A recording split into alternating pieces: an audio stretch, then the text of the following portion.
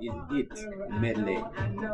I mean, I don't know, most Jamaican or most people living in America who is from Jamaica might know the single. And it's like, it's like, the song was titled Medley, right?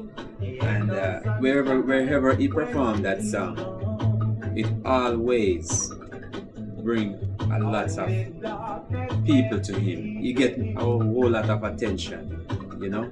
And in 1980, when I first hear him performing with Metro Media and Peter Metro and all them guys, I mean, I know that there was a future in the music for him until when he had his first hit, and he disappeared for a while, in which I get to understand he was in Japan and he was touring some of most of the Caribbean islands, you know. I mean, eventually he becomes my friend. I would even say my friend is like my brother, like my son. And I don't even know, right now is like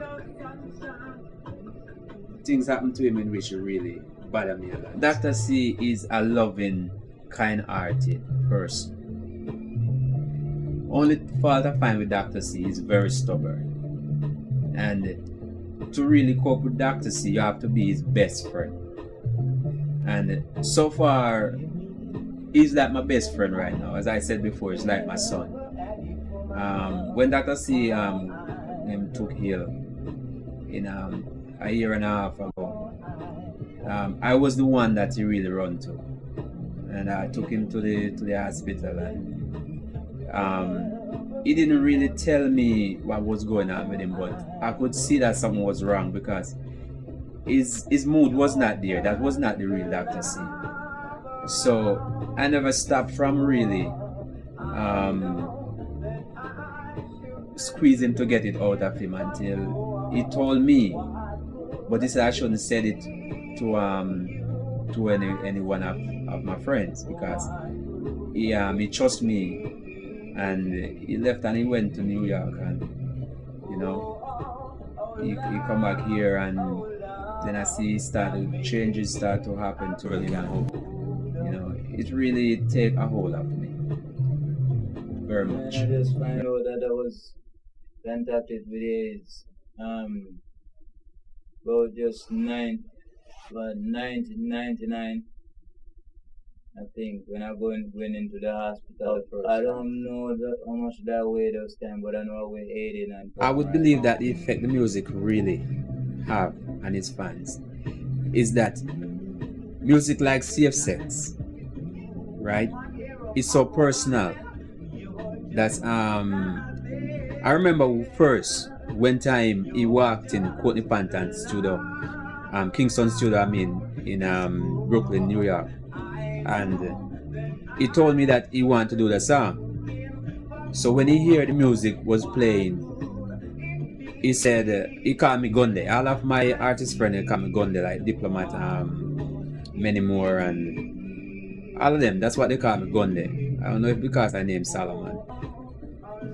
He went in the studio, you know, and I don't believe his recording took 30 minutes. But when he finished with Safe Sex, it was done. And by the help of Courtney, which gave it a good music behind the background. I mean, I love it. And most likely people like to love to listen to it.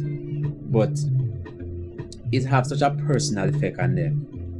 That's I tell you, it's not like listening to a regular music, because every word, every single words of the song, right, is true, is a reality. Said use what the music's telling you is remember to use your condom. And he told me the other day while he was in the hospital, he said, Gunde, don't blame nobody, I blame myself, because God must have sent him to do this song so that the world can open their eyes, and it really turned back on him. The effect of not only the documentary, but the Don't Forget Your Condom campaign tonight. The effect it's going to have on his fans, and people abroad who see or get involved or even have a glimpse of this whole movement that we're doing, it's gonna give them that second, that third eye that everybody needs, you know, or that reminder. And then it's up to you whether you wanna